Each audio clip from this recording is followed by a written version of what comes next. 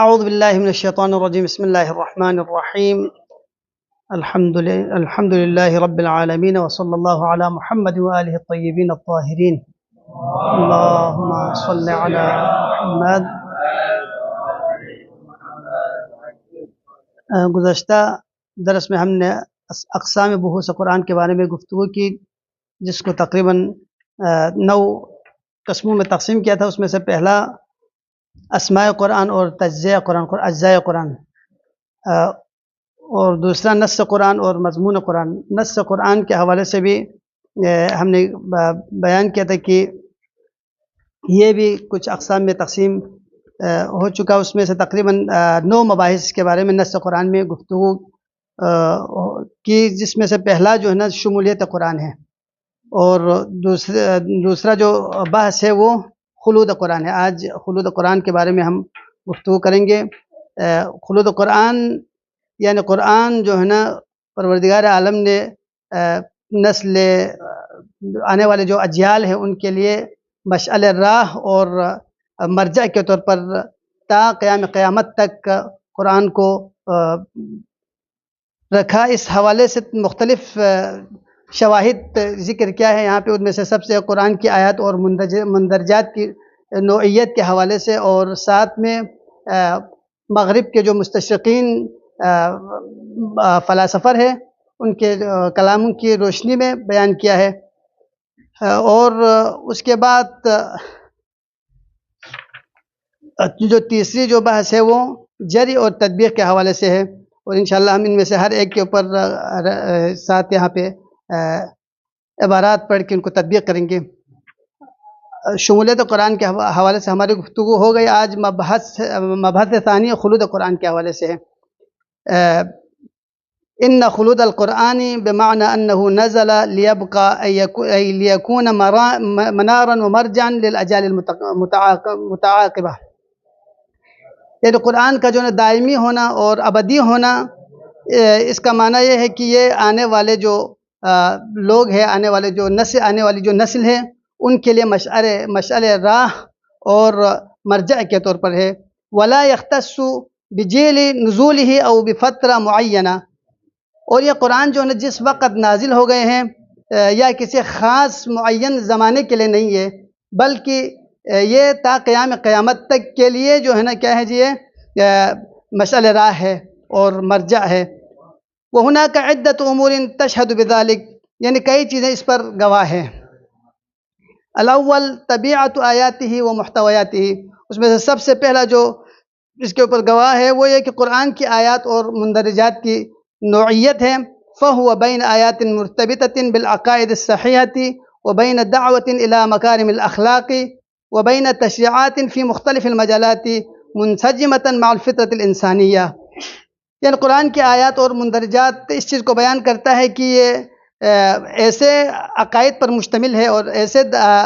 مکارم اخلاق کی طرف دعوت دینے پر مشتمل ہے جو ہر زمانے کے ساتھ منطبق آ جاتا ہے، اور یہ فطرت انسانی کا بالکل عین مطابق ہے۔ وصالحا لتوجیہ الفرد وتنظیم علاقتہ مع الآخرین، اور یہ آیات اور مندرجات افراد کی رہنمائی اور دوسروں کے ساتھ تعلقات کو منظم کرنے کی صلاحیت رکھتے ہیں۔ نعم هناك مجموعة من الاعتراضات والتساؤلات حول بعض التشريعات القرآنية والإسلامية بشكل عام ومدى انسجامها مع تطور المجتمعات۔ ہاں، لیکن وہاں پہ کچھ ایسے اعتراضات اور سوالات اور شبہات پیدا کی گئی ہے جو اسلامی قوانین اور ان کے جدید معاشروں کے ساتھ ہم آہنگی کے حوالے سے اٹھائے جاتے ہیں۔ یعنی ابھی جو ہے تطور آزمینے کے ساتھ، جیسا کہ ہم خود کہتے ہیں کہ اسلام جو ہے نا پرانے جو ادیان سابقہ ہے یا پرانے جو زمانے میں جو واقعات ہیں ان کو بیان کرے، پرانے واقعات کا جدید دور کے ساتھ کیا رابطہ ہے۔ لہذا اس طرح قسم کے جو سوالات ہیں یہ بعض لوگوں نے اٹھائے ہیں، تو اس کے حوالے سے بتاتے ہیں کہ وقت تصدى العلماء للإجابة عليها، علماء نے ان کے حوالے سے جواب دی ہے۔ وتوضيح انسجام تلك التشريعات مع تطور الانسانی، اور انسان کے جو تطور کرنے کے ساتھ، ترقی کے ساتھ ساتھ جدید جو دور ہے ان کے ساتھ کس طریقے سے یہ منسجم ہو جاتے ہیں، اس کے حوالے سے علماء نے تفصیلی طور پر بیان کیا ہے۔ وَلَسْنَا بِصَدَدِ اسْتِيعَابِهَا ہُنَا، تو یہاں پر ان کی تفصیل کے لیے کوئی وہ گنجائش نہیں ہے۔ کیوں؟ لِأَنَّ مَجَالَهَا كُتُبُ الْعَقَائِد وَفَلْسَفَةِ التَّشْرِيع، چونکہ ان بحثوں کا جو اصل جگہ ہے وہ عقائد کی کتاب اور فلسفہ تشریع، فلسفے کے حوالے سے جو کتب لکھی گئی ہے وہاں پہ جو ان حوالے سے گفتگو ہوں گے۔ لیکن یکفینا هنا ان نشیر الى الاعجاب المتزاید بالقرآن الکریم والتشریع الاسلامی من قبل مجموعة کبیرة من المثقفین الغربیین، لیکن ہم یہاں پہ صرف اس چیز کی طرف اشارہ کرنے پر اکتفا کرتے ہیں کہ قرآن کی تعریف میں جو اضافہ کی گئی ہے جس سے بہت سارے جو مغربی دانشوروں نے قرآن کے حوالے سے گفتگو کی ہے، وہ جو ہے نا ان سوالوں کے جوابات آپ کو اسی میں نظر آئے گا۔ فہد الالمانی المعروف غوطہ، جیسے کہ معروف المانی جو رائٹر ہے جو گوئٹے کے نام سے مشہور ہے، وہ کہتے ہیں یشید بالقرآن، قرآن کی تعریف کرتے ہوئے وہ کہتے ہیں انی اعتقد ان هذا الكتاب سيترك في القریب العاجل اثره المنجی، یہ میرا اعتقاد ہے کہ یہ قرآن جو ہے نا مستقبل قریب میں ایسے گہرے اور اثر المنجی والعمیق فی کل جوانب الحیات، یعنی زندگی کے تمام تر امور میں گہرے اور نجات دہندہ اثرات چھوڑے گی۔ یعنی یہ گوئٹہ کہتے ہیں کہ قرآن مجید آنے والے وقتوں میں جو نا انتہائی گہرے اور نجات دہندہ اثرات چھوڑے گی۔ یہ غربی جو محققین ہیں ان کا بیان ہے۔ وَيَكُونُ بِالنَّتِيجَةِ مَحَطَّ أَنظَارِ الْعَالَمِ، اور اس کے نتیجے میں دنیا کی توجہ کا مرکز بنے گی یہ قرآن مجید۔ وَيَقُولُ جول لابوم، اور جول لابوم کہتے ہیں کہ فی مقدمۃ فہرست القرآن، فہرست القرآن کے مقدمے میں وہ بیان کرتے ہیں القرآن حی الی الابد، قرآن جو ہے نا ایک ابدی اور زندہ و جاوید کیا ہے، معجزہ ہے۔ وَكُلُّ وَاحِدٍ مِّنَ النَّاسِ يَسْتَفِيدُ مِنْهُ بِمِقْدَارِ إِدْرَاكِهِ وَاسْتِيعَابِهِ، اور ہر ایک بشریت میں سے ہر ایک اپنے جو ہے نا سمجھ اور استطاعت کے مطابق، اپنے درک کے مطابق، فہم کے مطابق اس سے استفادہ کرے گا۔ وَيَقُولُ بائلر، اور بائلر نامی وہ محقق کہتے ہیں مغربی المستشرق المعروف، جو کہ معروف مستشرقین میں سے ہے، کہ کہتے ہیں بعد ان اشاد بالقرآن، قرآن کی تعریف کے بعد فی القرآن مواعظ ظاہرۃ وسیکون فی القریب العاجل بلا معارض الی الابد، قرآن میں ایسی واضح نصیحتیں ہیں اور یہ ان قریب جو ہے نا یہ ایسا جو تنہا رہنما ہوگا جس کے مقابلے میں کوئی بھی نہیں ہوگا، یعنی بغیر مقابلے کے تنہا رہنما کے طور پر سامنے آئے گا۔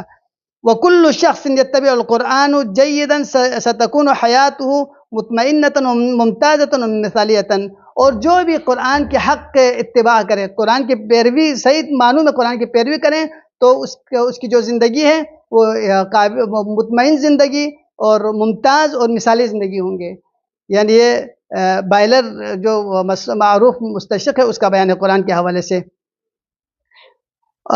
الثانی مما یشہد اسلامیاً بخلود القرآن، اور دوسرا کو قرآن کی جو باقی رہنے کے حوالے سے اسلامی نقطۂ نظر سے جو شاہد ہے یہ کہ کل ما دل ان شریعت الاسلام آخر الشرائع وان حلال محمد حلال الى یوم القیامہ وحرامہ حرام الى یوم القیامہ ونحو ذلک،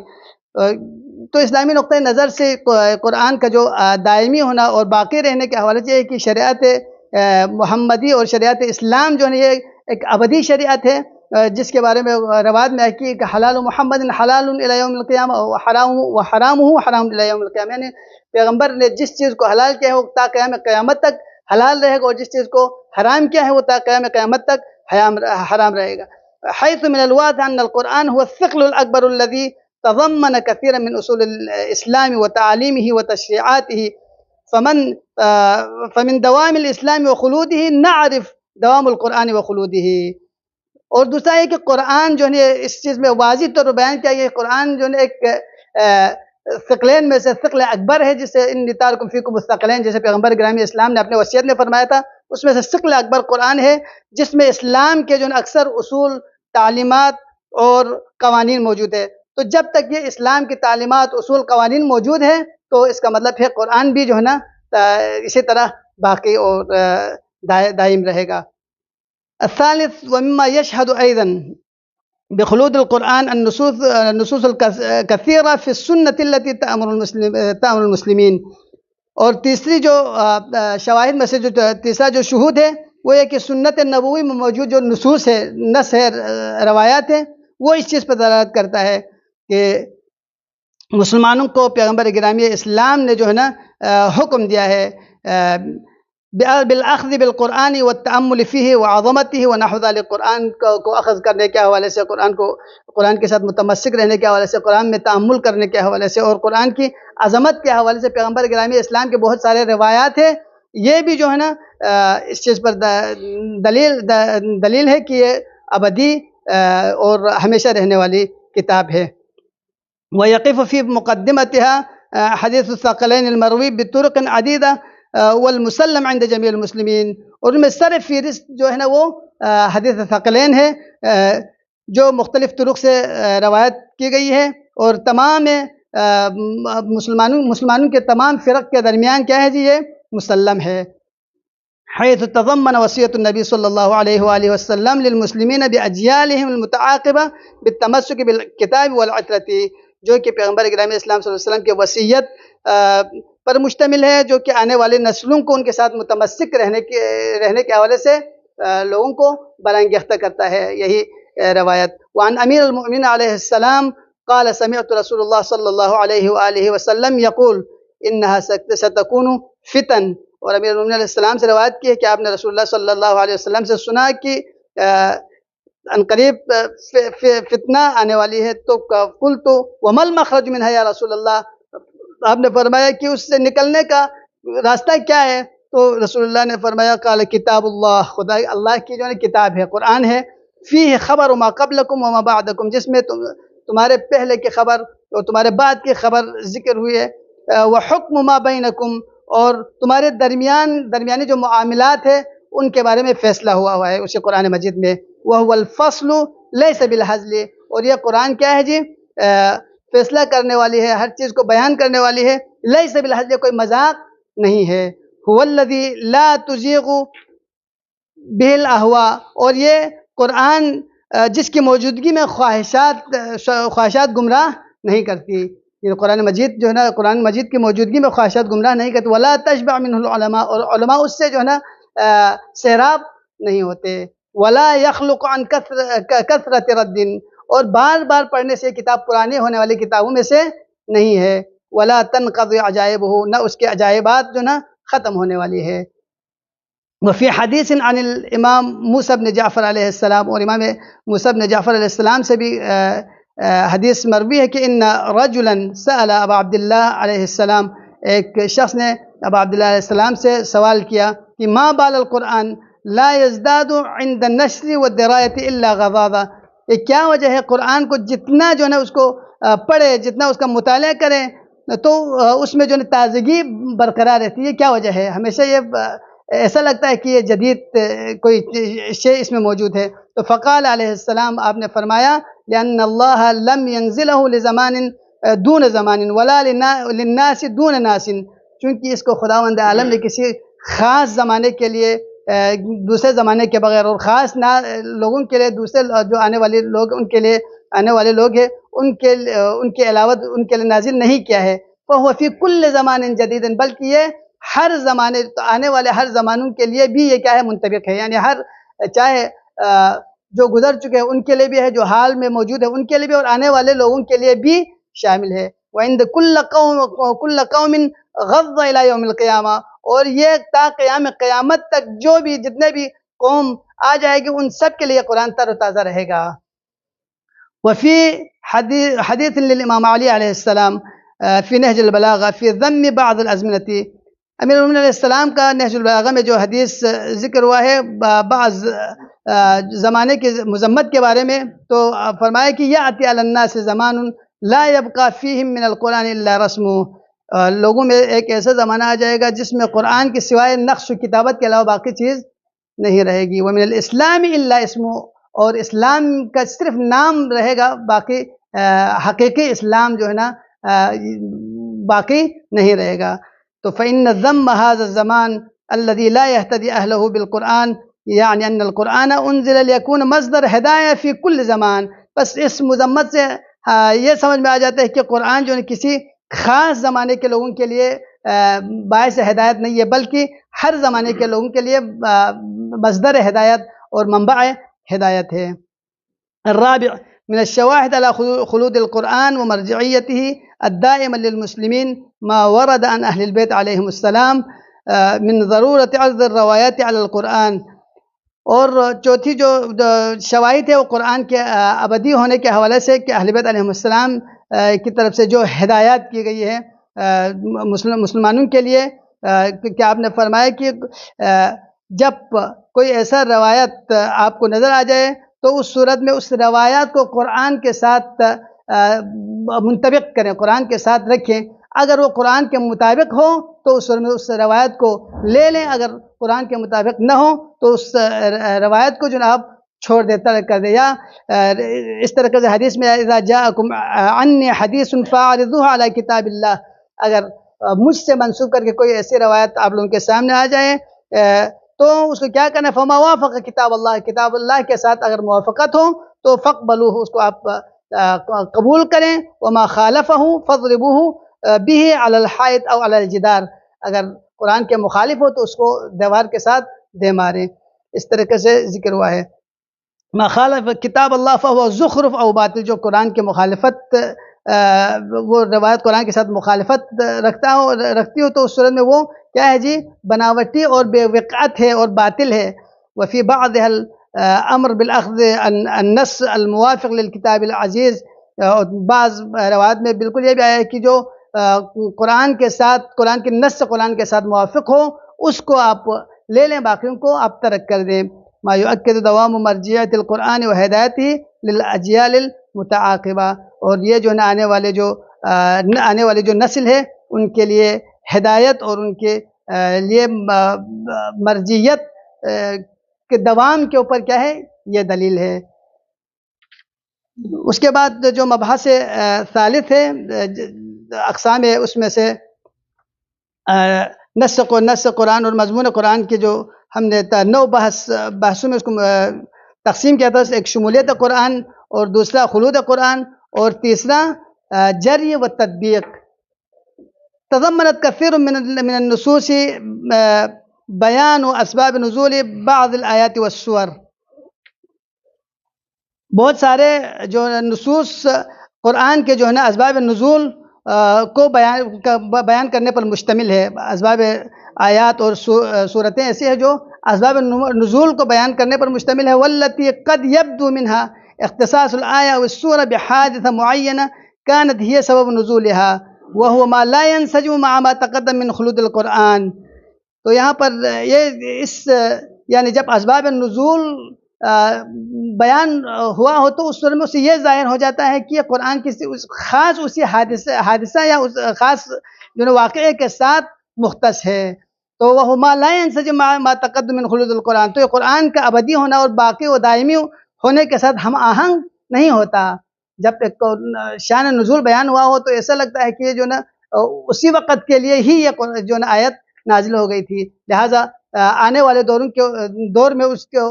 کا انطباق کرنا یہ صحیح نہیں ہوگا. وَذَلِكَ انبثقت نظریۃ الجر والتطبیق، یہ اسی بنا پر نظریہ جری و تطبیق جو ہے نا پیش کیا گیا ہے. بمعنی، اس معنی میں کہ ان الآیت القرآنیہ لا تقتصر على مورد نزولها، کہ قرآن کی جو آیتیں ہیں وہ جس مورد نزول ہے، جو شان نزول ہے، اس پر صرف اسی پر محدود نہیں ہے، اسی کے ساتھ مختص نہیں ہے. یعنی شان نزول جس چیز کے بارے میں قرآن کی آیت نازل ہو گئی ہے اسی وقت کے ساتھ مختص نہیں ہے. بل تجری و تتحرک بحرکت الزمان، بلکہ یہ جو آیت زمانے کے متحرک ہونے کے ساتھ، زمانے کے جاری و ساری ہونے کے ساتھ ساتھ اس کا اطباق بھی، تطبیق بھی انہی زمانے پہ جاری و ساری رہتا ہے. وَأَنَّ مَوْرِدُ النُّزُولَهَا مُجَرَّدُ التَّطْبِيقِ لِلْآيَةِ، جو جس شان نزول بیان کیا گیا وہ صرف ایک تطبیق، ایک چیز پر تطبیق کی ہے. مثلا آپ دیکھیں ایک چیز کو مختلف چیزوں پر تطبیق کی جا سکتی ہے. مثلا ایک عمومی گفتگو کی ہے تو آپ عمومی گفتگو کو اگر سیم واقعہ 2-3 واقعات اگر آپ کو سامنے نظر آ جائیں تو انہی واقعات پہ اس کو آپ تطبیق کر سکتے ہیں۔ لہٰذا جس دور میں قرآن کی آیتیں نازل ہو گئی ہے کسی کوئی خاص شان نزول بیان کر کے، تو اس کا مطلب یہ نہیں کہ صرف اسی کے ساتھ مختص ہو، بلکہ اگر اس طریقے سے جو واقعات آنے والی جو زمانوں میں اگر اس طریقے سے کوئی واقعات ہو تو آپ اس پر بھی تطبیق کر سکتے ہیں۔ وقد دلت على ذلك مجموعة من الروایات الواردة عن اہل البیت علیہم السلام، اور اہل بیت علیہم السلام سے بہت ساری روایات اس حوالے سے وارد ہو گئی ہے۔ روی العیاشی عن عبد الرحیم القصیر، جیسے کہ عبد الرحیم قصیر سے عیاشی نے روایت کی ہے، قال كنت يوم من الایام عند ابی جعفر علیہ السلام، میں جو ہے نا ایک دن ابی جعفر علیہ السلام کی خدمت میں تھا، تو میں نے سوال کیا کہ امام جعفر صادق علیہ السلام فرماتے فقال یا عبد الرحیم، اے عبد الرحیم، قلت لبیک، میں نے کہا لبیک یا ابن رسول اللہ، قال قول اللہ عز وجل انما انت منذر ولکل قوم ہاد، اس آیت کی تلاوت کی، یعنی خداوند عالم نے فرمایا تم صرف ڈرانے والے ہو اور ہر قوم کے لیے ایک ہدایت کرنے والی ہے، ہدایت کرنے والا ہے۔ تو اذ قال رسول اللہ صلی اللہ علیہ وسلم، تو رسول اللہ صلی اللہ علیہ وسلم نے فرمایا انا المنذر وعلی الہاد، میں جو ہے نا ڈرانے والا ہوں اور علی ہادی ہے۔ ومن الہادی اليوم، آپ نے فرمایا کہ اس وقت جو ہادی کون ہے، یہ امام نے سوال کیا، تو قال، وہ کہتے ہیں کہ فسکت طویلا، میں کافی دیر تک خاموش رہا، ثم رفعت رأسی، پھر میں نے اپنے سر کو اٹھایا، فقلت جعلت فداک، میں آپ پر قربان ہو جاؤں، ہی فیکم توارثونها رجل فرجل حتی انتہت الیک، یعنی یہ منصب جو ہے نا یہ در نسل منتقل ہوتا چلا آ رہا ہے یہاں تک کہ آپ تک پہنچا، اور اس زمانے کی جو ہے نا فانت جعلت فداک الہاد، بس میں آپ پر قربان ہو جاؤں کہ اس وقت جو ہے نا وہ ہادی آپ ہیں۔ تو امام نے فرمایا قال صدقت یا عبد الرحیم، اے عبد الرحیم آپ نے سچ کہا، ان القرآن حی لا یموت، یعنی قرآن زندہ ہے، قرآن نہیں مرتا، والآیہ حیۃ لا تموت، اور آیت بھی جو ہے زندہ ہے اور آیتیں نہیں مرتی، فلو کانت الآیہ اذا نزلت فی الاقوام ماتوا فمات القرآن، اگر قرآن جو ہے کسی قوم پر آیتیں اگر کسی قوم پر نازل ہوئی ہو تو اس قوم کے چلے جانے سے وہ آیتیں ختم نہیں ہوتی، اگر قوم اگر مر جائیں تو اس صورت میں وہ آیت بھی انہیں کے ساتھ مر جاتے ہیں، اگر قرآن ابدی نہ ہوتا تو ولیکن ہی جاریۃ فی الباقین کما جرت فی الماضین، بس جو ہے نا قرآن کیا ہے جی، جس طرح باقی پر قرآن کی تطبیق وہ ہے تطبیق ہوتی ہے، اسی طرح آنے والے نسلوں پر بھی قرآن کی جو ہے آیتیں تطبیق ہوتی ہے۔ وقال عبد الرحیم، تو عبد الرحیم کہتے ہیں قال ابو عبداللہ علیہ السلام ان القرآن حی لم یموت، امام جعفر صادق علیہ السلام نے فرمایا کہ قرآن زندہ ہے، قرآن ابدی ہے، مرتے نہیں ہے، تو انہو یجری کما یجری اللیل والنہار، جس طرح دن رات جو ہے نا جاری و ساری، اسی طرح قرآن بھی کیا ہے جی، جاری و ساری ہے، وکما تجری الشمس والقمر، اسی طرح شمس و قمر، ویجری علی آخرنا کما یجری علی اولنا، جس طرح ہمارے ابتدا میں جو لوگ گزرے ہیں ان کے اوپر یہ جاری و ساری تھا، اسی طرح ہمارے آنے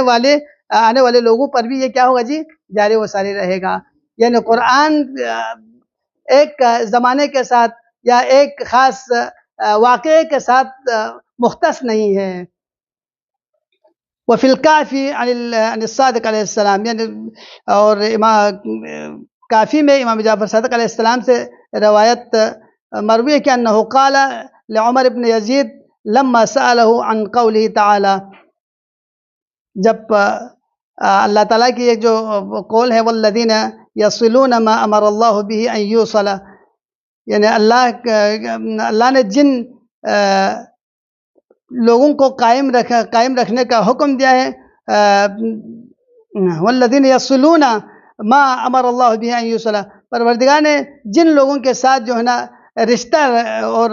ان کے ساتھ تعلقات مضبوط رکھنے کا جو حکم دیا ہے، اس کے حوالے سے جب اس آیت کی تلاوت کی گئی تو امام جعفر صادق علیہ السلام نے فرمایا هذه نزلت فی رحم آل محمد،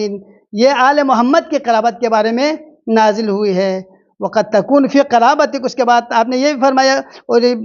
ممکن ہے یہ تمہارے قرابت میں بھی ہو سکتی ہے. یعنی قرآن کے جری و تطبیق کے حوالے سے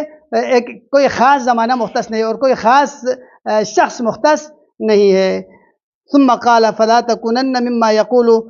لشیء انه فی شیء واحد، تو ان لوگوں میں سے نہیں ہو جو کہ کسی ایک چیز کے حوالے سے ایک چیز پر جو ہے نا برقرار رکھنے، ایک چیز پر ہی اکتفا کرتا ہو، ایسے لوگوں میں سے تمہیں نہیں ہونا چاہیے. فلا تکونن مما یقول، جو یہ کہتے ہیں کہ انه فی شیء واحد، کی ایک چیز کے ساتھ مختص ہے، ان لوگوں میں نہیں ہونا چاہیے. وفی تفسیر فرات، اور تفسیر فرات میں بھی ذکر ہوا ہے ولو ان الآیہ اذا نزلت فی قوم ثم مات، اگر کوئی آیت کسی قوم پہ نازل ہو گئی ہو اس کے بعد وہ مر جائے، اولئک ماتت الآیہ، تو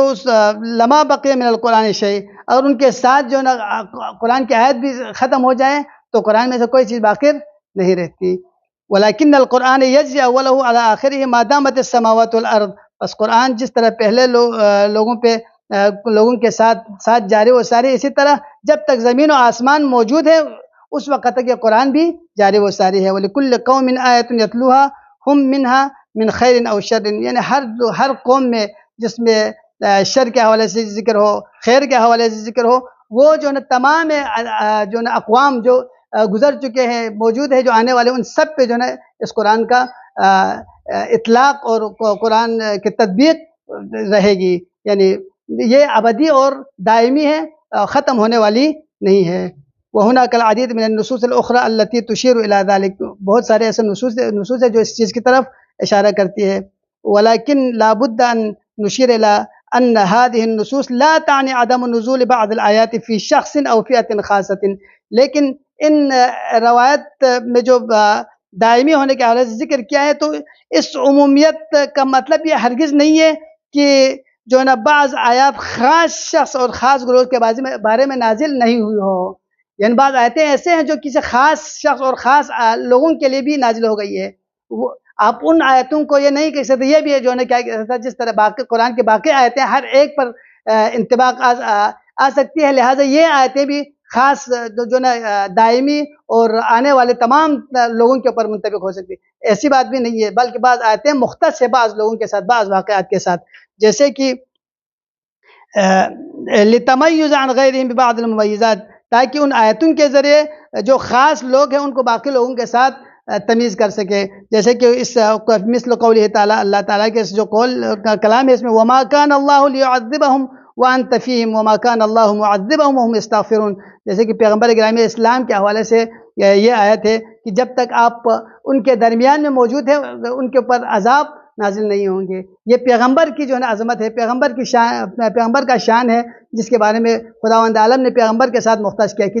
جب تک آپ ان امت میں موجود ہیں ان کے اوپر عذاب نازل نہیں ہوں گے، اور اس وقت تک ان کے اوپر عذاب نازل نہیں ہوں گے جب وہ استغفار کریں گے. وغیر ذالک من الآیات الکریمہ الخاصہ بالنبی صلی اللہ علیہ وسلم او غیرہ، اور اس کے علاوہ جو دوسری جو خاص آیتیں ہیں جو پیغمبر کے ساتھ اور پیغمبر کے علاوہ دوسرے لوگوں کے ساتھ مختص ہے. لہٰذا یعنی بعض قرآن کا جری اور تطبیق کا جو قاعدہ ہے وہ ہر آیتوں کے اوپر لاگو نہیں ہوتا. بعض آیتیں ہیں جو کیا ہیں مختص ہے خاص لوگ اور خاص زمانے کے ساتھ. ويفترض في المفسر والباحث ان يكون دقيقا في فهم الآيات والنصوص المفسرة لها، بس لازم ہے کہ محقق اور مفسرین کے لیے کہ آیات اور نصوص جس کی وہ تفسیر کر رہے ہیں ان کو دقیق انداز میں جو ہے نا ان کے اوپر کیا کریں جی، ان کو دقیق انداز میں ان کے اوپر تحقیق کرے، ان کو دیکھیں کہ یہ کون سے اس میں مورد میں ہے کہ یہ ہر ایک پر تطبیق ہونے والے آیتوں میں سے ہے یا خاص لوگوں پہ جو ہے نا تطبیق آنے والے آیتوں میں سے ہے. فمیز بین المعنى المقصود من الآية وبين التطبيقات التي تشير إليها بعض النصوص التفسيرية، فالأول لا يمكن التصرف فيه وتطبيقه على غيره. پس جو خاص آیتیں ہیں مقصود ہے، معنی مقصود ہے، جو ہر ایک کے اوپر تطبیق کرنا وہ صحیح نہیں ہے، بلکہ انہی لوگوں کے اوپر تطبیق کرنا لازم ہے. باعث کے لیے ضروری ہے کہ ان کو جو ہے نا عمومی نہ کرے جو خاص لوگوں کے اوپر نازل ہو گئی ہے. بینما الثانی مجرد فرد و مصداق، جبکہ تطبیقات کے حوالے سے وہ صرف جس واقعے کو بیان کیا ہے، اسباب کو بیان کیا ہے، شان نزول کو بیان کیا ہے، وہ صرف اس میں سے ایک مصداق کے طور پر، ایک فرد کے طور پر لیا ہے. مہما کان بارزن و متمیزن، وہ جس قدر جو ہے نا ظاہر ہو اور متمیز ہو، تو لا تقتصر علیہ الآیت المفترضہ، وہ آیت صرف اسی پر جو ہے نا تطبیق کرنا صحیح نہیں ہے، بلکہ کیا ہے جی، وہ دوسرے جو آنے والے لوگ ہیں جو ان صفات کے حامل ہوں گے، ان پر بھی تطبیق ہو سکتا ہے. واللہ العالم، اور خدا بہتر جانتا ہے. وصلی اللہ علی محمد و آلہ الطیبین الطاہرین.